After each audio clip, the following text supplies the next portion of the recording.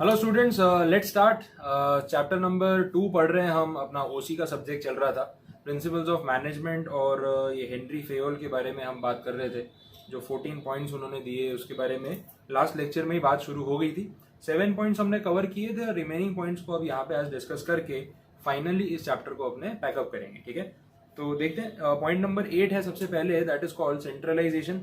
Centralisation और decentralisation ये बहुत ही बेसिक और पॉपुलर कंसेप्ट है, आपको 50 बार सुनने को मिलेगा और उसमें कोई बड़ी बात नहीं।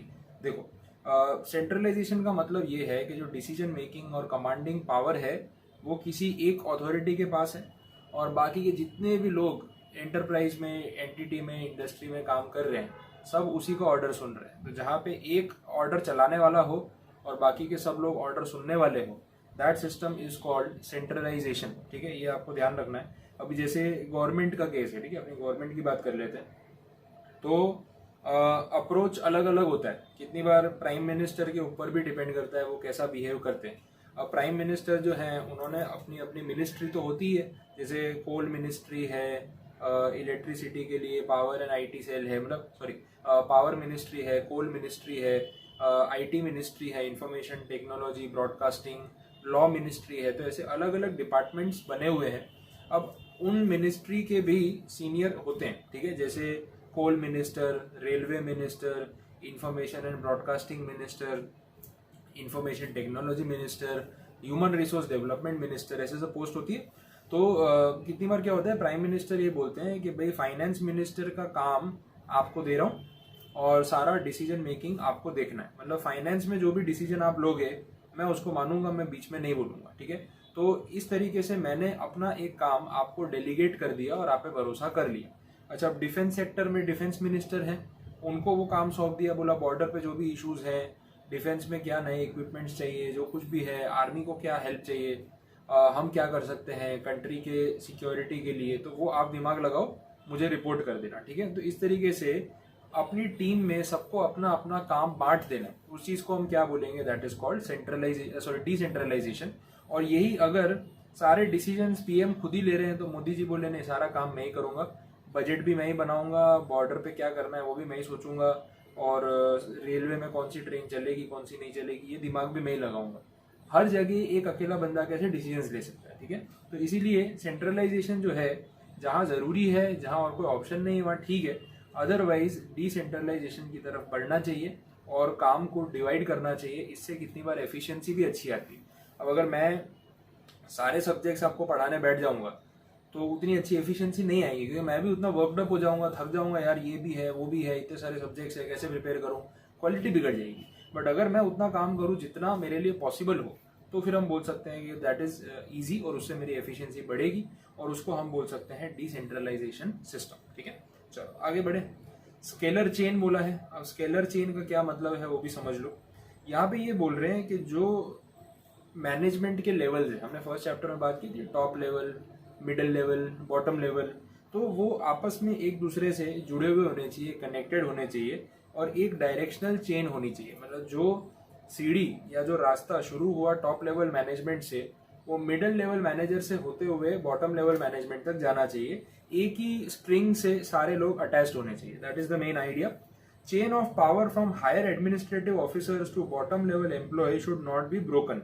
पावर का जो चेन है वो टूटना नहीं चाहिए। इसका मतलब ये है कि आप जिस लेवल पे अपॉइंटेड हो, चाहे आप बॉटम लेवल पे हो, मिडिल लेवल पे हो या फिर टॉप लेवल पे हो, आप जिस जिस किसी लेवल पे भी अपॉइंटेड हो, उस हिसाब से आपके पास जितने पावर होने चाहिए आपकी पोस्ट पे रहते हुए उतने आपको मिले और ये chain through out the entity, पूरे स्ट्रक्चर में चलते रहना चाहिए। ठीक है, इसके बाद नेक्स्ट ऑर्डर की बात कर रहे हैं। ऑर्डर का मतलब ये है हर चीज को प्रॉपरली अरेंज करना और मैनेज करना बहुत जरूरी है। जैसे कंपनी में रॉ मटेरियल पड़ा है तो उसको कहाँ रखना है, सेमी फिनिश गुड्स है तो वो कहाँ रखे जाते हैं, गुड्स फिनिश होने के बाद वेयर हाउसिंग कहाँ पे की जाती है, वर्कर्स हैं तो कौन स्किल्ड है, कौन अनस्किल्ड है, कौन सेमी स्किल्ड है, वो क्लैरिफाई होना चाहिए, किसको कौन सा काम सौंपना है वो सब पहले से डिसाइडेड होना चाहिए।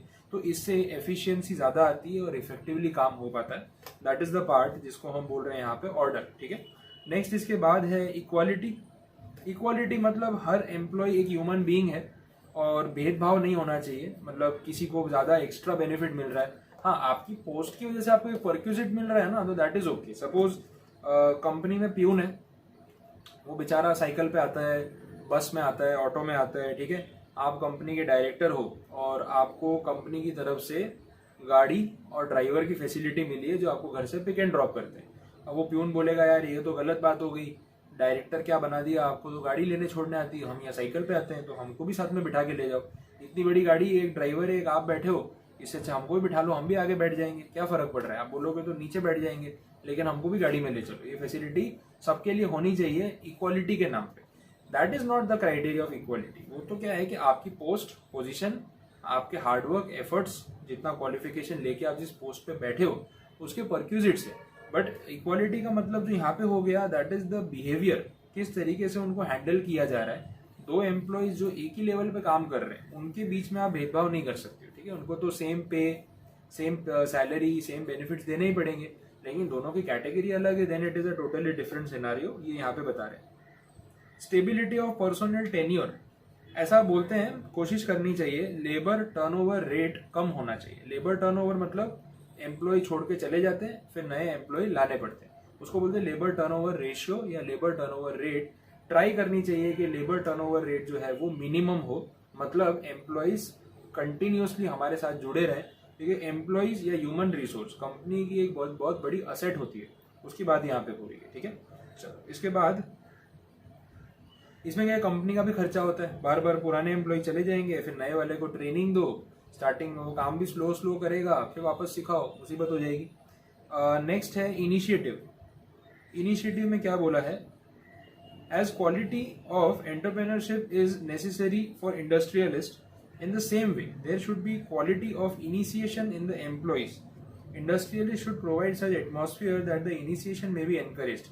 इनिशिएट करना मतलब कुछ नई शुरुआत करना, कोई पहला स्टेप लेना, कोई नया आइडिया रखना, यू नो। तो ये बहुत नेसेसरी है कि जो लीडर्स होते हैं, एंटरप्रेन्योर्स होते हैं, वो अपने स्टाफ को उतनी लिबर्टी दें, ऐसा एटमॉस्फेयर ऑफिस में रखें कि आपका स्टाफ कुछ भी नया सोचता है तो बेझिझक आपके सामने वो पॉइंट ला के रख सके। क्लियर है, आगे बढ़े। नेक्स्ट पॉइंट है 14th, the last point finally of Henry Fayol, feeling of oneness.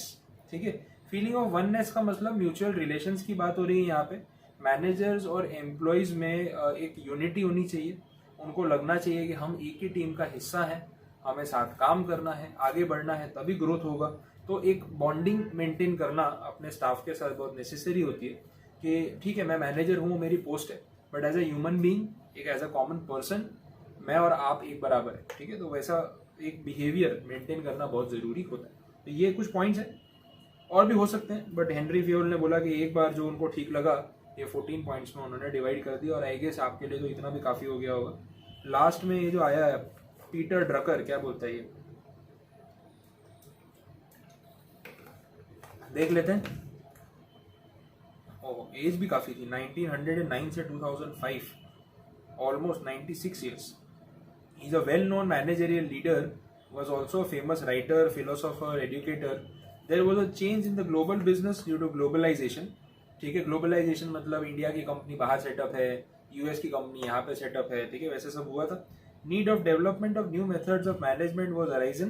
Peter Drucker favoured more importance to human asset in the business unit, मतलब ह्यूमन रिसोर्स को बहुत ज़्यादा वैल्यूएशन वो दे रहे थे। Peter Drucker's important contribution was management by objective and principles of self regulation, they are main. मतलब ज़रूरत के हिसाब से आपका टारगेट क्या है, गोल क्या है, ऑब्जेक्टिव क्या है, उस हिसाब से आपको मैनेजमेंट करना चाहिए।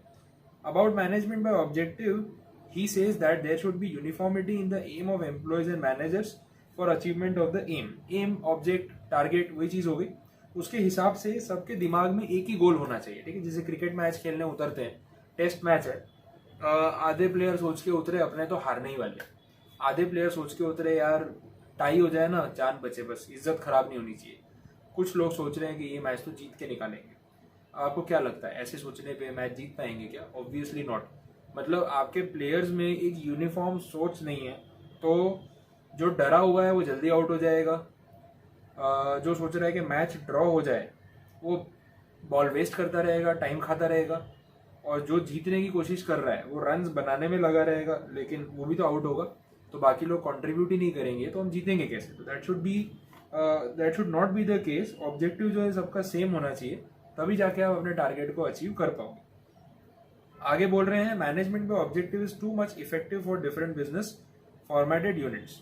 The contribution lies in the human resource management, marketing management and stress management. ये भी होता है स्ट्रेस मैनेजमेंट, मतलब एम्प्लॉयज को वर्किंग स्ट्रेस हो सकता है बट आपको उसको संभाल के कंट्रोल करना है ताकि आपका स्टाफ ओवर स्ट्रेस्ड नहीं हो जाए। एचआर पॉलिसीज में वो लोग ध्यान रखते हैं भाई स्टाफ के लिए भी कुछ ऐसी एक्टिविटीज हो जिससे उनका माइंड फ्रेश रहे। आजकल तो कंपनीज में काफी अच्छा एटमॉस्फेयर हो गया है, ठीक है। आपके अगर कोई फ्रेंड रिलेटिव्स अगर कोई कॉर्पोरेट में काम करते हो, आप उनको पूछना, बड़ी बड़ी कंपनीज में तो उन्होंने इतना ध्यान रखा है हर चीज का कि एम्प्लॉय ऑफिस में पूरा दिन काम करता है, उनको भी पता है कितना स्ट्रेसफुल काम है, वो बोर होने ही वाला है, तो उसको पूरी लिबर्टी दी होती है कि भाई आप 10 घंटे ऑफिस आते हो, 9 घंटे आपको काम करना है, 1 घंटा आप टाइम पास करो, बीच में जो करना है करो, ठीक है। कैरम बोर्ड रखा होता है, मतलब प्ले जोन बनाया होता है लिटरली कंपनीज में, ये आजकल फॉर्मेट है। कैरम बोर्ड रखा है, टेबल टेनिस के लिए टेबल रखा है, स्नूकर टेबल रखा हुआ है, बास्केटबॉल की वो नेट लगा रखी है। तो ये सारी चीज़ें रखने से, म्यूजिकल इंस्ट्रूमेंट्स भी रखे होते हैं, ये सारी चीज़ें रखने से एम्प्लॉय थोड़ा अपना माइंड फ्रेश कर सकता है, दिन में 1 या 2 बार आधे आधे घंटे के ब्रेक ले सकता है जब वो काम से पूरी तरीके से बोर हो गया। अच्छा, फिर इवेंट्स रखते हैं, कभी डीजे पार्टी रख दी, कभी मूवी डे रख दिया, कभी कॉर्पोरेट पिकनिक रख दिया, ये सब भी होता है। तो इससे एम्प्लॉयज फ्रेश रहते हैं और काम में एफिशिएंसी मेंटेन होती है, तो ये भी अच्छी बात है, ठीक है। तो Peter F Drucker is also called the father of modern management. अब वो टेलर थे, वो साइंटिफिक मैनेजमेंट के फादर थे, ये मॉडर्न मैनेजमेंट के फादर हैं, ठीक है, लेकिन ये सब फादर तो हैं। चलो, तो ये इसके साथ अपना chapter complete, finally chapter number 2। अब आपके डाउट्स का इंतजार रहेगा और जो भी आपकी क्वेरीज हैं उसको हम सॉर्ट आउट करेंगे जैसे जैसे आप पूछते जाएंगे, ठीक है। Thank you so much.